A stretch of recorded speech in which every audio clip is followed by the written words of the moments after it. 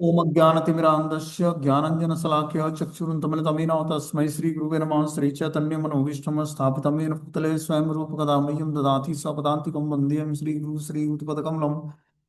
श्रीगुरून् वैष्णवाचं श्रीरूपं साग्रजातं सगुणरघुनाथान्वितं तं सजीवं साद्वैतं सावधूतं परिजनसहितं कृष्णचैतन्यदेवं श्रीराधाकृष्णपादान् सगुणललिता श्रीविशाखान्विताश्च नित्यानंदम नमस्तुभ्यं प्रेमानंद प्रदायते कलवकल्मषस्य नाशाय जानकीपतये नमो नमो महावदन्याय कृष्ण प्रेम प्रदायते कृष्णाय कृष्ण चैतन्य नामने गुरुकृष्ण नमः। पंचतत्वात्मकं कृष्णं भक्तरूप स्वरूपं भक्तावतारं भक्ताख्यं नमामि भक्ति सत्कं।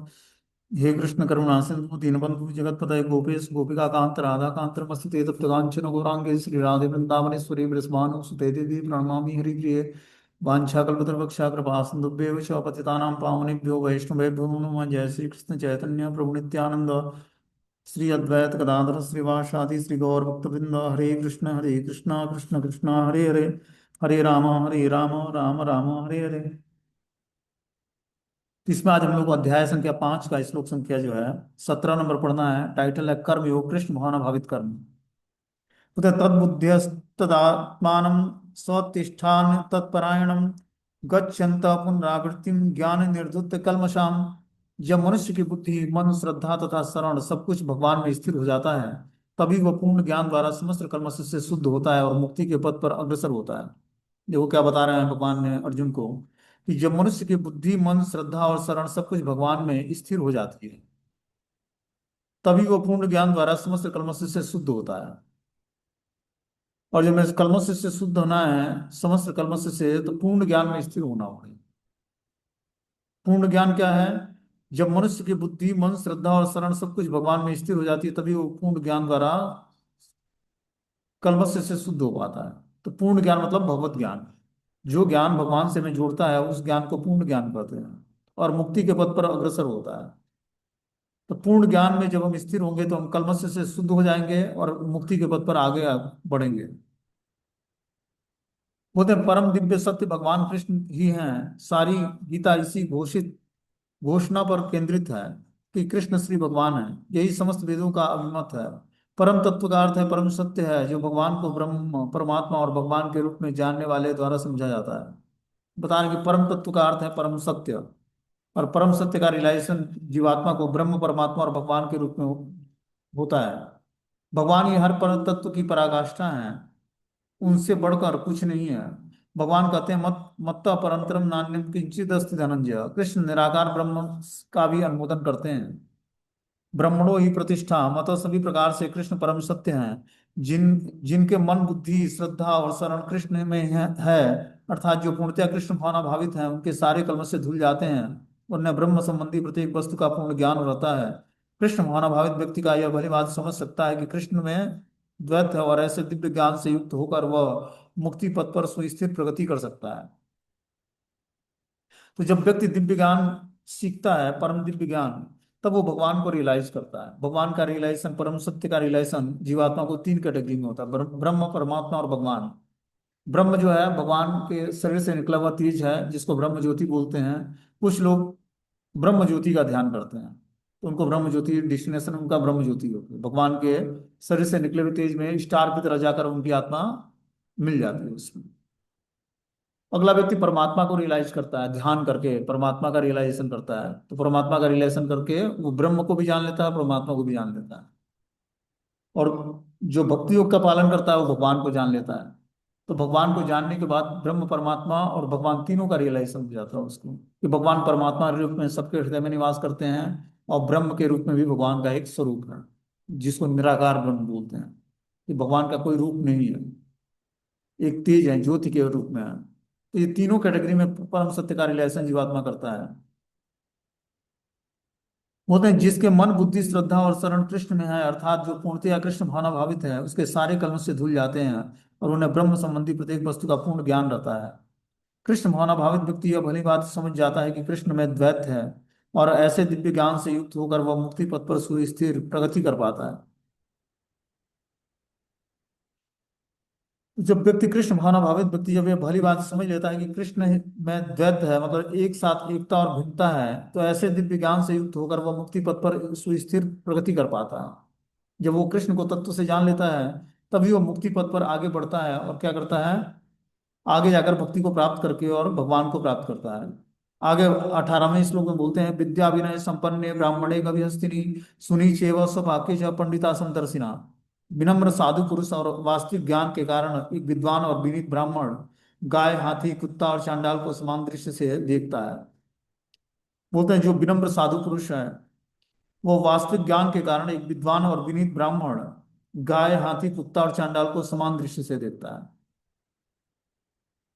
तो जब व्यक्ति विनीत बन जाता है, विद्या को अध्ययन करके, मतलब वास्तविक ज्ञान को प्राप्त करके, व्यक्ति जब विनीत विनीत मतलब विनम्र बन जाता है, तब वो किसी में भेदभाव नहीं करता। वो ब्राह्मण, गाय, हाथी, कुत्ता और चांडाल को समान दृष्टि से देखता है। तात्पर्य में लिखते हैं कि कृष्ण भावनाभावित व्यक्ति योनि या जाति में भेद नहीं देख मानता। सामाजिक दृष्टि से ब्राह्मण तथा चांडाल भिन्न भिन्न हो सकते हैं, अथवा योनि के कारण कुत्ता, गाय और हाथी भिन्न हो सकते हैं, किंतु विद्वान योगी की दृष्टि में ये सभी शरीरगत भेद अर्थहीन होता है। जो व्यक्ति विद्वान है, ज्ञान में स्थिर है, विनम्र है, वो किसी भी शरीरधारी में भेदभाव नहीं करता। इसका कारण परमेश्वर से उसका संबंध है, और परमेश्वर परमात्मा रूप में हर एक के हृदय में स्थित है। परम सत्य का ऐसा ज्ञान वास्तविक ज्ञान होता है। जब व्यक्ति वास्तविक ज्ञान में स्थिर हो जाएगा, तो किसी में भेदभाव नहीं करता है। व्यवहार में अंतर होगा, लेकिन डीलिंग में अंतर नहीं होगा। व्यवहार में अंतर होने का मतलब है कि जो व्यवहार व्यक्ति मनुष्य के साथ करता है, वो कुत्तों के साथ नहीं कर सकता, या हाथी के साथ नहीं कर सकता, या चांडाल के साथ नहीं कर सकता। तो व्यवहार में अंतर होगा, लेकिन दृष्टि में अंतर नहीं होगा। वो सबको आत्मा के स्तर पर देखता है, और इस तरह से वो किसी के प्रति अपराध नहीं करता है। और तब वो धीरे धीरे मुक्ति के मार्ग पर आगे बढ़ता है और भगवान की भक्ति के योग्य हो जाता है। किंतु विद्वान योगी की दृष्टि में ये सभी शरीरगत भेद अर्थहीन होता है। इसका कारण परमेश्वर से उसका संबंध है। परमेश्वर परमात्मा रूप में हर एक के हृदय में स्थित है, और परम सत्य का ऐसा ज्ञान वास्तविक ज्ञान है। यहाँ तक कि विभिन्न जातियों तथा विभिन्न योनियों में शरीर का संबंध है। भगवान सबों पर एक समान रूप से दयालु हैं, क्योंकि वे प्रत्येक जीव को अपना मित्र मानते हैं। फिर भी जीवों की समस्त परिस्थितियों में वे अपना परमात्मा स्वरूप बनाए रखते हैं। परमात्मा रूप में भगवान चांडाल तथा ब्राह्मण दोनों में उपस्थित रहते हैं। यद्यपि उन दोनों के शरीर एक से नहीं होते। शरीर तो प्रकृति के गुणों के द्वारा उत्पन्न हुआ होता है, किंतु शरीर के भीतर आत्मा तथा परमात्मा समान आध्यात्मिक गुण वाले होते हैं। परंतु आत्मा तथा परमात्मा की असमानता उसकी मात्रात्मक दृष्टि से समान नहीं बनाती, क्योंकि व्यष्टि आत्मा किसी विशेष शरीर में उपस्थित होती है, किंतु परमात्मा प्रत्येक शरीर में है। कृष्ण भावना भावित व्यक्ति को इसका पूर्ण ज्ञान होता है, इसलिए वह सचमुच ही विद्वान तथा समदर्शी होता है। आत्मा तथा परमात्मा के लक्षण समान हैं, क्योंकि दोनों चेतन, शाश्वत और आनंदमय हैं। किंतु अंतर इतना ही होता है कि आत्मा शरीर की सीमा के भीतर सचेत रहता है, और जबकि परमात्मा सभी शरीरों में सचेत रहते हैं। परमात्मा बिना किसी भेदभाव के सभी शरीरों में विद्यमान रहते हैं। यहाँ पर बता रहे हैं कि जो विद्वान पुरुष है, वो किसी में भेदभाव नहीं करता। दृष्टि में उसके समानता होती है। वो गाय, हाथी, ब्राह्मण, कुत्ता और चांडाल को समान दृष्टि से देखता है, लेकिन व्यवहार में उसके अंतर होता है। जो व्यवहार मनुष्य के साथ करेगा, वो जंतु जानवर के साथ नहीं करेगा। बोलते हैं कि शरीर तो प्रकृति के गुणों के द्वारा उत्पन्न हुआ है, किंतु शरीर के भीतर आत्मा और परमात्मा समान आध्यात्मिक गुण वाले होते हैं। शरीर जो है प्रकृति के 3 गुणों के अधीन होता है, लेकिन आत्मा और परमात्मा जो है, ये समान गुण वाले होते हैं, क्योंकि आत्मा भगवान का अंश है और परमात्मा स्वयं भगवान ही है। तो एक शरीर में आत्मा एक शरीर में एक ही बार निवास करता है, और परमात्मा अपना विस्तार करके हर शरीरों में एक साथ निवास करता है।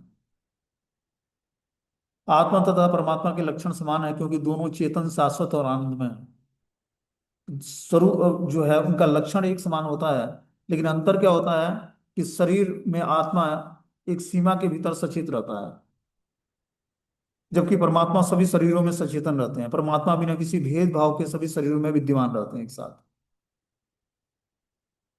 बोलते हैं एवं त्वे जितम सर्गो येषाम साम्ये स्थिरम मनः निर्दोषम ही सम ब्रह्मन् तस्मात् ब्रह्मणि ते स्थिराम। जिनके मन एकत्व तथा समता में स्थिर हैं, उन्होंने जन्म तथा मृत्यु के बंधनों को पहले ही जीत लिया है। वे ब्रह्म के समान निर्दोष हैं और सदा ब्रह्म में ही स्थिर रहते हैं। क्या बता रहे हैं यहाँ पर भगवान, कि जिनके मन एकत्व और समता में स्थिर है, और उन्होंने जन्म तथा मृत्यु के बंधनों को पहले ही जीत लिया है। तो जब व्यक्ति जन्म और मृत्यु के बंधनों को जीतना होगा तो उसके अंदर मन में एकत्व और समता, समता मतलब समानता की भावना उत्पन्न, कि सब जीवों को समान रूप से देखेगा और किसी के प्रति अपराध नहीं करेगा। जैसे हम देखते हैं कि जंतु जानवर को मारने में हमें, जैसे कितने लोग क्या मांस खाते हैं, तो किसी को बकरी है चाहे मुर्गा है उसको काट के खा जाते हैं, ठीक है ना। लेकिन अगर जो मनुष्य की हत्या करते हैं वो मांस खाने के लिए, तो क्या होगा, अपराध लगेगा, उनको सजा मिलेगी। लेकिन जंतु जानवरों का के प्रति अपराध करते हैं तो उनको सजा नहीं मिलती, लेकिन मनुष्य को मार दे तो उनको सजा मिलेगी। तो क्या बता रहे हैं यहाँ पर, कि जिनके मन एकत्व और समता में स्थिर है उन्हें जन्म और मृत्यु के बंधनों को पहले ही जीत लिया है। तो जन्म मृत्यु के चक्र को छुटकारा प्राप्त करने के लिए हमें समानता, समदृष्टि बनानी पड़ेगी। समदृष्टि कोई काल्पनिक तरीके से नहीं होती। धीरे धीरे जब हम आत्मा के स्तर को रियलाइज करेंगे अपने जीवन में, तब हम सब जीवों के प्रति समान भाव रखेंगे और किसी के प्रति फिर अपराध नहीं होता। वह ब्रह्म के समान निर्दोष होता है और सदा ब्रह्म में ही स्थिर होता है। तो जब हम आत्म साक्षात्कार कर लेंगे तो आत्मा में हम स्थिर हो जाएंगे, आत्मज्ञान में स्थिर हो जाएंगे। और आत्मज्ञान में स्थिर होने के बाद हमारी दृष्टि जो है समान हो जाएगी, सब जीवों को हम आत्मा के स्तर पर देख पाएंगे, रियलाइज कर पाएंगे। किसी वस्तु को रियलाइज करने के लिए हमें उस योग्य बनना पड़ता है। तो आत्मा को रियलाइज करने के लिए जब तक व्यक्ति आत्म साक्षात्कार नहीं कर लेगा, तब तक हर जीवों के अंदर आत्मा का उसको रियलाइजेशन नहीं, कि हर जीव भगवान का अंश है, वो भले अलग अलग जोनियों में क्यों ना हो। जैसा कि ऊपर कहा गया कि मानसिक समता आत्म साक्षात्कार का लक्षण है। जिन्होंने ऐसी अवस्था प्राप्त कर ली है उन्हें भौतिक बंधनों पर, विशेषतः जन्म तथा मृत्यु पर विजय प्राप्त किए हुए मानना चाहिए। जब तक मनुष्य शरीर को आत्मस्वरूप मानता है वो बद्ध जीव माना जाता है, किंतु जो ही वह आत्म साक्षात्कार द्वारा समचित्तता की अवस्था प्राप्त कर लेता है, वह बद्ध जीवन से मुक्त हो जाता है। दूसरे शब्दों में उसे इस भौतिक जगत में जन्म नहीं लेना पड़ता, अपितु अपनी मृत्यु के बाद वह आध्यात्मिक लोक को जाता है। भगवान निर्दोष हैं क्योंकि वे आसक्ति तथा घृणा से रहित हैं। इसलिए जब जीव आसक्ति तथा घृणा से रहित होता है तो वह निर्दोष बन जाता है और वैकुंठ जाने का अधिकारी हो जाता है। ऐसे व्यक्ति को पहले से ही मुक्त मानना चाहिए। उसके लक्षण आगे बताए गए। तो देखो, अभी जब तक हम शारीरिक लेवल पर रहते हैं, ठीक है ना, और भक्ति करने का प्रयास करते हैं तो हम लोग कैटेगराइज करते हैं, ठीक है ना, उसके जाति धर्म या फिर उसके शरीर के हिसाब से। लेकिन जैसे ही हम आत्म साक्षात्कार कर लेंगे, वैसे ही समानता की भावना आ जाएगी और फिर जाकर हम भगवत धाम वैकुंठ जाने का अधिकारी बन पाएंगे। और ये इतना आसानी से नहीं प्राप्त होता है। आपकी दृष्टि शुभ, मतलब क्या होगी, पवित्र हो जाएगी। जैसी दृष्टि पवित्र होगी वैसी ही सृष्टि दिखती है। तो दृष्टि को पवित्र करने के लिए क्या करना पड़ेगा, अपनी थिंकिंग को शुद्ध करना पड़ेगा, विचारों को शुद्ध करना पड़ेगा। विचार शुद्ध कैसे होंगे, जब हम ज्ञान में स्थिर होंगे। ज्ञान में स्थिर कैसे होंगे, जब हम ध्यान पूर्वक महामंत्र का जाप करेंगे और आध्यात्मिक ज्ञान को सीखेंगे, तब हम ज्ञान में स्थिर हो पाएंगे। बिना आध्यात्मिक शक्ति के हम ज्ञान में स्थिर नहीं हो पाएंगे। आध्यात्मिक शक्ति महामंत्र के जाप से मिलती है और शास्त्रों का स्वाध्याय करने से मिलती है। इसीलिए दो एक्टिविटी को बहुत ही पंक्चुअलिटी के साथ करना चाहिए, शास्त्रों का अध्ययन और नाम जप। जब हम ध्यान पूर्वक करेंगे तो हमारी दृष्टि धीरे धीरे पवित्र हो जाएगी। और जैसे ही दृष्टि पवित्र होगी, आपकी आपको अब डिफरेंस ही नहीं दिखेगा। जिसे भगवान बताते हैं ना भगवत गीता में, कि देखते हुए भी नहीं देखता है और सोचते हुए भी नहीं सोचता है। तो आखिर वो स्थिति है क्या? वो स्थिति यही है कि व्यक्ति संसार में देखता तो है, लेकिन उसको दिखता ही नहीं कि संसार में क्या चल रहा है। नेत्र के आगे जो है आध्यात्मिक एक कवर आ जाता है, जो भौतिक संसार को रियलाइज नहीं कर पाता। पूर्ण रूपेण आध्यात्मिक दृष्टि हो जाती है उसकी।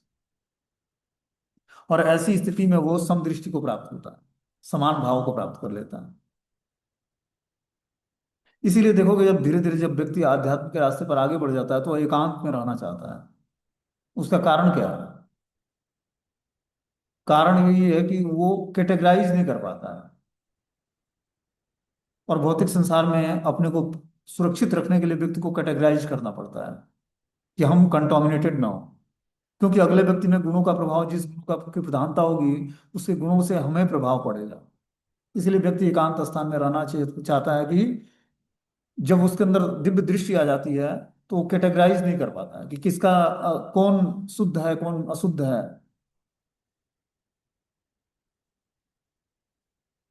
तो इस प्रकार उसको ऐसे परिस्थिति से परहेज करने के लिए उसको एकांत स्थान में रहकर और भगवान की भक्ति करनी करने की योग्यता धीरे धीरे आती है जब वो आध्यात्मिक स्तर पर आगे बढ़ जाता है।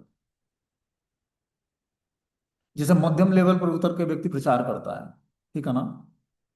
जब वो उत्तम अधिकारी मध्यम लेवल पर आता है तब वो प्रचार कर पाता है। प्रचार करने के लिए उत्तम अधिकारी नहीं, मध्यम अधिकारी चाहिए। तो मध्यम अधिकारी के लक्षण होता है कि उत्तम अधिकारी जो है पूर्ण रूपेण आध्यात्मिक स्तर पर अपने को स्थिर रखता है, लेकिन मध्यम स्तर पर जब वो उतरता है तब जाकर वो सबकी बातों को समझ पाता है, सुन पाता है और उसके अनुसार ज्ञान दे पाता है।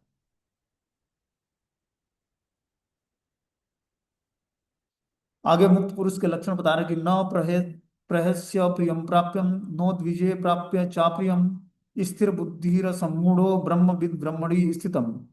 जो न तो प्रिय वस्तु को पाकर हर्षित होता है न अप्रिय को पाकर विचलित होता है, जो स्थिर बुद्धि है, जो मोह रहित है और भगवत विद्या को जानने वाला है, वह पहले से ही ब्रह्म में स्थिर होता है। देखो, ब्रह्म में स्थिर होने मुक्त पुरुष के लक्षण भगवान का बता रहे हैं कि जो न तो प्रिय वस्तु को पाकर हर्षित होता है और न अप्रिय को पाकर विचलित होता है, जो स्थिर बुद्धि है, जो मोह रहित है, जो भगवत विद्या को जानने वाला है, वह पहले से ही ब्रह्म में स्थिर होता है। तो ब्रह्म में स्थिर होने का क्वालिफिकेशन क्या है कि न तो प्रिय वस्तु को पाकर हम हर्षित हों न अप्रिय को पाकर विचलित हों, अपनी बुद्धि को स्थिर रखें और मोह रहित हों, भगवत विद्या को जानने वाले हों, तब वो जाकर ब्रह्म में स्थिर होता है। तब वो ब्रह्म ज्ञान में स्थिर हो पाएगा, तब वो आत्म साक्षात्कार के मार्ग पर स्थिर हो पाएगा। देखो, जब हमारे बुद्धि मात्र एकाग्र हो जाएगी भगवान पर, तभी हम भगवत धाम जाने की हमारे अंदर योग्यता है। अभी तो बहुत सारे भागों में हमारा प्रेम संबंध और जो है हमारे बुद्धि का विचलन बटा हुआ है, धन में, संपत्ति में, नौकरी में, घर परिवार में। और यहाँ भगवान बता रहे हैं कि न तो प्रिय वस्तु को पाकर हर्षित होता न अप्रिय को पाकर विचलित होता है। हम प्रिय वस्तु को पाकर हर्षित हो जाते हैं और अप्रिय वस्तु अगर जो कोई मिल जाए तो उससे हम विचलित हो जाते हैं। तो स्थिर बुद्धि कैसे होगी? स्थिर बुद्धि वाला व्यक्ति जो है किसी भी परिस्थिति में हर्ष और सुख को प्राप्त नहीं होता है, वो हर परिस्थिति में समान रहता है। तो ब्रह्मभूत प्रसन्न आत्मा न सोचति न कांक्षति सम सर्वेषु भूतेषु मत भक्ति लभते पराम। उस परिस्थिति में जाकर भगवान की भक्ति, वो ब्रह्म में स्थिर हो पाता है, आत्म साक्षात्कार की पूर्णता को प्राप्त कर लेता है। जब वो ब्रह्मभूत प्रसन्न आत्मा, जब वो पूर्ण रूपेण आत्म साक्षात्कार कर लेता है, तब वो प्रसन्न आत्मा हो पाता है। अभी क्या है, अभी हम लोग सब भौतिक संसार में दुखी आत्मा है, ठीक है ना। हर समय कुछ ना कुछ व्याधियां सताती हैं और बनना है प्रसन्न आत्मा। तो प्रसन्न आत्मा कैसे बनेंगे? प्रसन्न आत्मा बनेंगे तभी जब हम भगवान को रियलाइज करेंगे अपने जीवन में कि वासुदेव सर्वइति स्व महात्मा सुदुर्लभम, वासुदेव ही समस्त कारणों के कारण है। तब व्यक्ति जाकर प्रसन्न आत्मा बनता है। तब उसके जीवन में सुख और दुख आते हैं, तभी भी वो विचलित नहीं होता है। और तब जाकर भगवान की भक्ति पर उसका राइट्स में अधिकार बन जाता है। बता रहे हैं, न तो अप्रिय वस्तु को पाकर विचलित होता है, जो स्थिर बुद्धि है, जो मोह रहित है और भगवत विद्या को जानने वाला है, वो ब्रह्म में स्थिर होता है। तो भगवत विद्या को जो जानेगा, मोह रहित होगा, स्थिर बुद्धि होगा, प्रिय और अप्रिय परिस्थितियों में भी विचलित नहीं होगा, वो जाकर ब्रह्म में स्थिर हो पाएगा, वो आत्म स्तर को प्राप्त कर पाएगा। और इस स्तर के बाद ही व्यक्ति समदृष्टि प्राप्त करता है। समदृष्टि प्राप्त करके ही वो भगवान के धाम जाने की योग्यता उसके अंदर आएगी। बहुत ही लंबी यात्रा है, ऐसा नहीं कि तुरंत प्राप्त हो जाएगी ये स्थिति की। व्यक्ति अब जो है समभाव की स्थिति प्राप्त कर लिया, सब जीवों को एक समान दृष्टि से देखने लगा। बोलते बाह्य स्पर्शे स आत्मा विन्दत्यात्मनि यत् सुखम स ब्रह्म योग युक्तात्मा सुख सुखम क्षय मश्नुते। ऐसा मुक्त पुरुष भौतिक इंद्रिय सुख की ओर आकृष्ट नहीं होता, अपितु सदैव समाधि में रहकर अपने अंतर में आत्मा का आनंद अनुभव करता है। इस प्रकार स्वरूप सिद्ध व्यक्ति परम ब्रह्म में एकाग्रचित होने के कारण असीम सुख भोगता है। तो देखो, असीम सुख भोगने के लिए हमें बाहर किसी वस्तु की तलाश नहीं करनी कि कोई मित्र मिल जाए मुझे आनंद दे दे, या कोई धन मिल जाए तो हमें आनंद आ जाएगा, या कोई ऐसी वस्तु मिल जाए तो हमें आनंद। आनंद व्यक्ति के अंदर ही है। जो परमानंद के रूप में स्वयं परमात्मा रूप में भगवान निवास करते हैं, वही जीवात्मा को आनंद प्रदान करते हैं। तो वो स्थिति कैसे प्राप्त होगी कि परमात्मा हमें आनंद देने लगे? जब हम परम पुरुष को तत्व से जान जाएंगे और भगवान को रियलाइज कर लेंगे कि समस्त कारणों के कारण भगवान है, तब जाकर ऐसा मुक्त पुरुष भौतिक इंद्रिय सुख की ओर आकृष्ट नहीं होता। तब उसको भौतिक सुख की कोई वांछा ही नहीं होती। अभी तो हम लोग को भौतिक सुख बहुत सारी चाहिए, धन चाहिए, परिवार के सदस्य चाहिए, ठीक है ना, और भी बहुत सारी चीजें हैं जो हमारी भौतिक इच्छाएं हैं। फोन सेट, मोबाइल सेट, गाड़ियां, घर। तो इन भौतिक इच्छाओं को लेकर हम भगवान को कैसे रियलाइज करेंगे? अब इस सदैव समाधि में रहकर अपने अंतर में आनंद का अनुभव करता है। वो व्यक्ति धीरे धीरे जो समाधि में रहकर अंतर में आनंद का अनुभव करता है, इस प्रकार स्वरूप सिद्ध व्यक्ति परम ब्रह्म में एकाग्रचित होने के कारण असीम सुख भोगता है। तब वो जाकर परम ब्रह्म में अपने स्वरूप में स्थिर हो पाता है। बोलते हैं कृष्ण भावनामृत के महान भक्त श्री यमुनाचार्य ने कहा है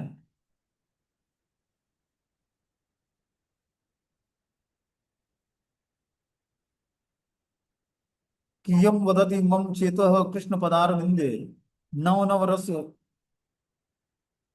धाम मन्युद्यत्य रंतुमासित तद्वदीयवत नारी संगमे अस्मर्यमाने भवति मुख विकार सृष्टि निष्ठीवनम चम।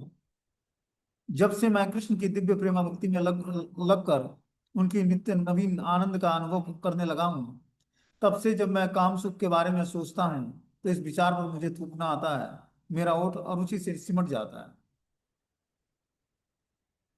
जब से मैं कृष्ण की दिव्य प्रेमा भक्ति में लगकर उनके नित्य नवीन आनंद का अनुभव करता हूँ, तब से काम सुख का विचार आने पर मैं उस विचार पर थूकता हूँ और मेरे ओठ जो है अरुचि से सिमट जाते हैं। क्या स्थिति प्राप्त है ऐसा किसी को? कामनाएं जब हृदय में जागृत हो, भौतिक वासनाएं, काम सुख की वासना जागृत हो, तो उस पर थूकना है या वो अरुचिकर लगने लगे।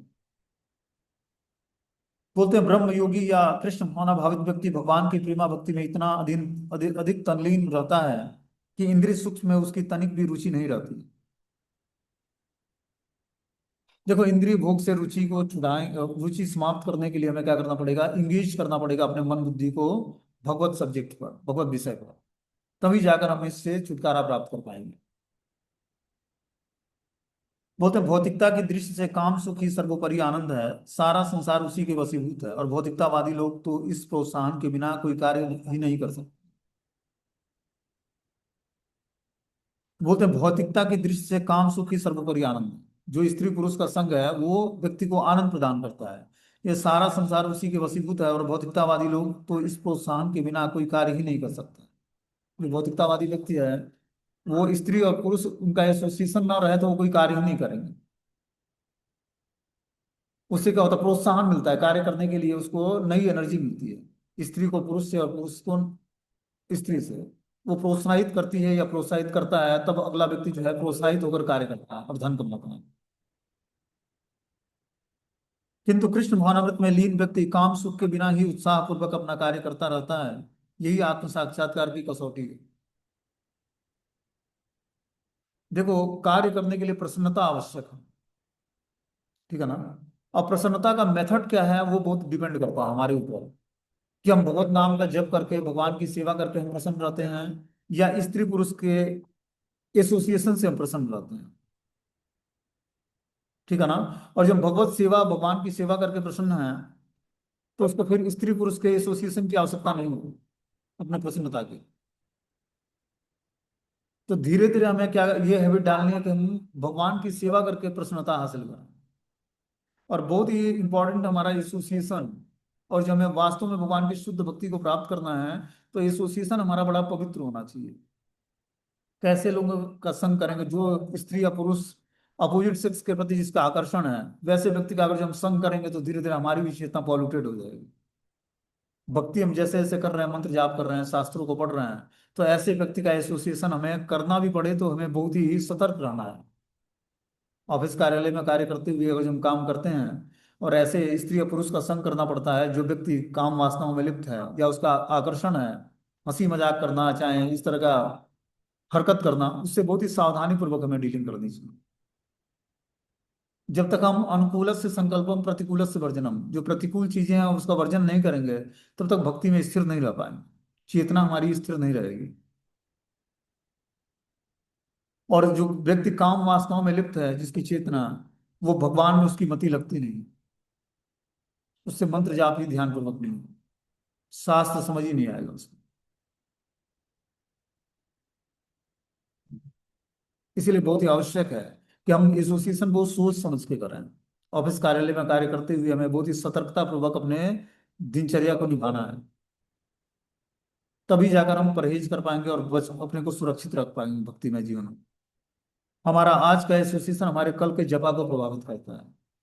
और जब हम आज किसी गलत स्त्री या पुरुष का संग कर लिया हमने, तो हमारी कल जपा में विक्षेप आने लगा। इसीलिए एसोसिएशन बहुत इंपॉर्टेंट है। एसोसिएशन बहुत सोच समझ के करना है। एसोसिएशन मतलब संग करना, बातचीत करना, उठना बैठना, खाना पीना, गले मिलना, हाथ मिलाना, ये सब चीजें बहुत ही सोच समझ के करना चाहिए। अब जैसे ऑफिस कार्यालय में बहुत ही आदमी फेमिलियर हो जाता है ऑफिस कार्यालय के लोगों से, लेकिन भक्तों को परहेज करना चाहिए, क्योंकि भक्ति के अनुकूल नहीं है वो, और वो हमारी पवित्रता को क्या करता है, नष्ट कर देता है। इसीलिए अपने सिद्धांत और जो भी हम नियम पालन करते हैं उसको किसी भी लोगों से शेयर नहीं करना चाहिए, चाहे वो कितना हो क्लोज फ्रेंड हो या दूर का रिलेटिव हो।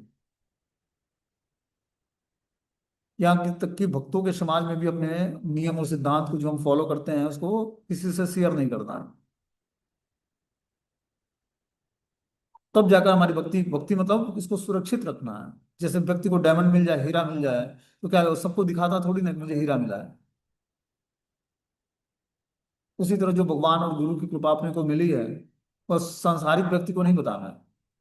वो उसका इंपॉर्टेंस नहीं समझेगा, वो और अपराध करेगा और भी नारकी जीवन में चला जाएगा।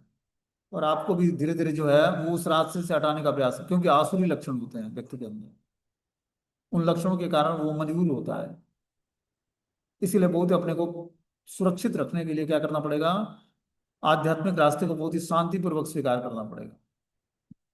और जो गुरु वैष्णव और भगवान से जो कृपा मिली है उसको सुरक्षित रखना पड़ेगा। और एसोसिएशन बहुत सोच समझ के करना पड़ेगा। तभी हमारी भक्ति में जीवन में प्रोग्रेस होगा, नहीं तो प्रोग्रेस नहीं हो पाएगा। बोलते हैं कि जो व्यक्ति काम सुख के बिना ही उत्साहपूर्वक अपना कार्य करता है वो कृष्ण भावनाभावित होकर ही ऐसा कर पाता है। यही आत्म साक्षात्कार की कसौटी है। आत्म साक्षात्कार तथा काम सुख कभी साथ साथ नहीं चलते। कृष्ण भावना भावित व्यक्ति जीवन मुक्त होने के कारण किसी प्रकार के इंद्रिय सुख द्वारा आकर्षित नहीं होता है। तो बता रहा है कि जो कृष्ण भावना भावित जीवन मुक्त पुरुष है वो किसी प्रकार इंद्रिय सुख से आकर्षित नहीं होता है। आगे 22वें श्लोक में बताते हैं भगवान कि ए ही अस्पर्श जान भोगान दुख योनय एव ते आद्यंतवंत कौन्तेय स तेषु रमते बुधा। बुद्धिमान मनुष्य दुख के कारणों में भाग नहीं लेता, जो कि भौतिक इंद्रियों के संसर्ग से उत्पन्न होता है। हे कुंती पुत्र, ऐसे भोगों का आदि और अंत होता है, अतः चतुर व्यक्ति उसमें आनंद नहीं लेता है। वो तो बुद्धिमान मनुष्य दुख के कारणों में भाग नहीं लेता है। तो बुद्धिमान कौन है? जो आध्यात्मिक ज्ञान को जानता है वही बुद्धिमान है।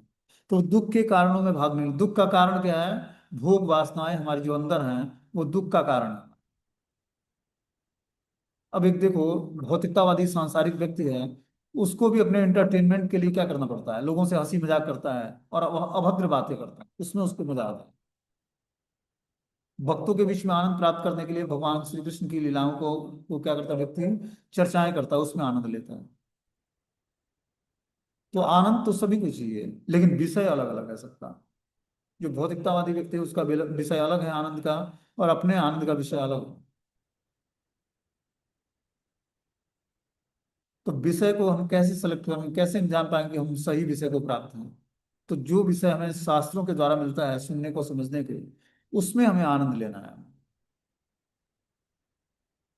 और जब हम टेलीविजन में आनंद खोजते हैं, या अलग अलग पार्टी और क्या क्या चीजें हैं, मूवीज हैं, उसमें अगर जो हम आनंद खोजते हैं तो हमें वास्तविक आनंद नहीं मिलेगा। वास्तविक आनंद तो भक्ति प्राप्त करके ही मिलता है।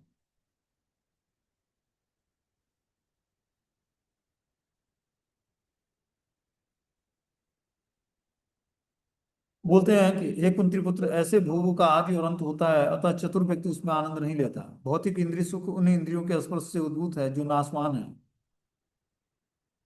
क्योंकि शरीर स्वयं नाशवान है। मुक्त आत्मा किसी नाशवान वस्तु में रुचि नहीं रखता। दिव्य आनंद के से भली भांति अवगत वह भला मिथ्या सुख के लिए क्यों सहमत होगा। पद्म पुराण में कहा कि रमन्ते योगिनो अनंते सत्यानंदे चिदात्मनः इति राम पदे नासो परम ब्रह्म भी धीयते। योगी जन परम सत्य में रमण करते हुए अनंत दिव्य सुख प्राप्त करते हैं, इसलिए परम सत्य को ही राम कहा गया। तो जो योगी जन होते हैं वो परम सत्य में ही अनंत दिव्य सुख का अनुभव करते हैं। अभी हम लोगों को क्या है, भौतिक वस्तुओं में आनंद आता है, धन कमाते वक्त, चाहे सामग्रियों को इकट्ठा करते वक्त, सुविधाएं इकट्ठा करते हुए हमें आनंद आता है। लेकिन जैसे जैसे हम आध्यात्मिक रास्ते पर आगे बढ़ेंगे ये सब बोझ लगने लगेगा। क्या जीवन की आवश्यकता क्या है? एक कपड़ा चाहिए नहा कर बदलने के लिए, नहाने के बाद इसको धो दो और जो कल धोया था उसको आज पहन लो। इतनी आवश्यकता है ना शरीर की।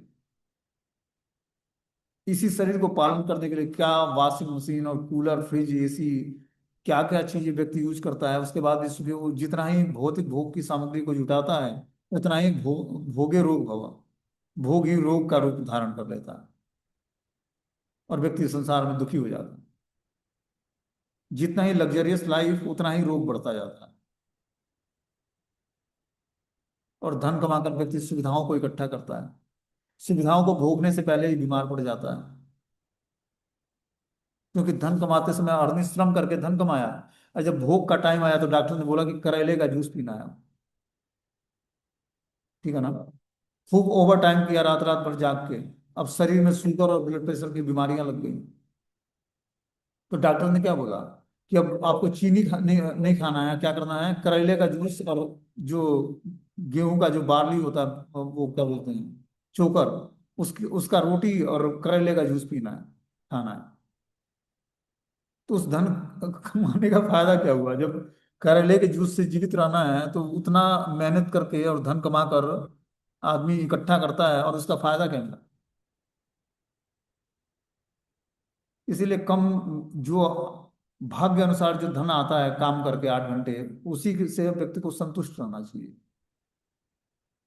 वो 2 4 साल 4 साल ओवर टाइम तो करेगा, लेकिन उस ओवर टाइम का जो धन मिलेगा वो डॉक्टर को देना पड़ेगा, क्योंकि शरीर की कैपेसिटी है कुछ। कैपेसिटी से ज्यादा हम कार्य करेंगे तो उससे क्या होगा, रोग होगा शरीर में, और बुद्धि स्वस्थ नहीं होगी, शरीर स्वस्थ नहीं होगा, तो आत्मा स्वस्थ कैसे होगी।